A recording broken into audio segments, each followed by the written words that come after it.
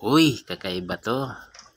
Iba ito sa mga na-repair ko na gas rinse. Mayroon siyang ihawan, no? Mayroong sugbaan sa Bisaya pa. So, ihawan sa Tagalog. Ayun, no?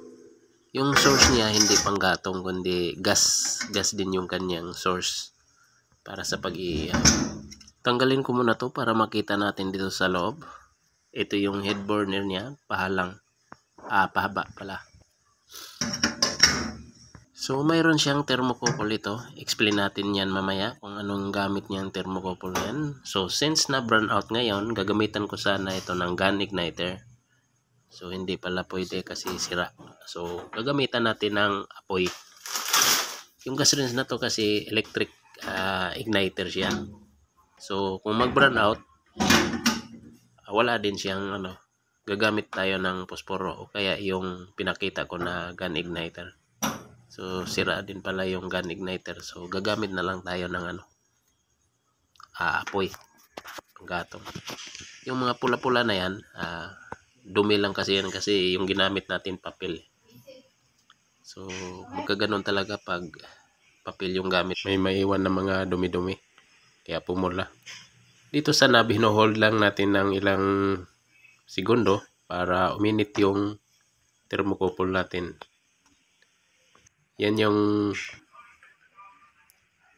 gamit sa thermocouple para hindi mamatay yung apoy natin. Kasi pag hindi uminit yung thermocouple, namamatay yung apoy natin. Yun yung gamit sa thermocouple.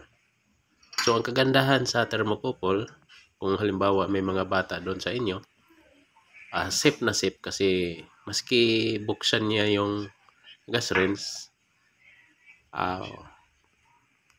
pag hindi mainit yung thermocouple, wala talagang gas na lalabas dyan. So, safe na safe. Iba nga lang tong gas rinse kasi electric igniter siya. Kagaya nito, nag-burn out ngayon. So, wala tayong magamit na electric. So, gagamit talaga tayo ng gun igniter. Dami namang option eh. So, pwede gun igniter or kayo mga posporo. So, yun yung pwede gamitin dito. Yun lang yung disadvantage din niya pag burn out. Ito, halimbawa, tinanggal ko yung patungan ng kaldero. Tapos, naka-on. Namamatay siya. Namamatay siya habang naka-on pa yung knob natin. So, ito, pag lumamig yung thermocouple natin, maski naka-open pa dito sa knob, wala siyang gas dito na lalabas. Kasi nga, malamig na yung thermocouple niya. Pag namatay kasi siya, mga ilang segundo lang, lalamig na yung thermocouple niya. So, ibig sabihin, pag lumamig na, kinakat na niya yung gas doon sa knob. Dito, wala na yung gas kasi malamig na yung thermocouple natin ito. Yan yung thermocouple, yung parang bronze. So, ibig sabihin, wala na siyang gas niyan. Maski nakabukas pa dito sa kanyang knob. Yan, bukas yan. Kung halimbawa nagsaing kayo na malakas ng hangin tapos biglang namatay yung apoy, ayan wala talaga siyang gas na lumabas na maski naka-open dito. Kasi nga malamig na to siya. Ayun yung kagandahan niya.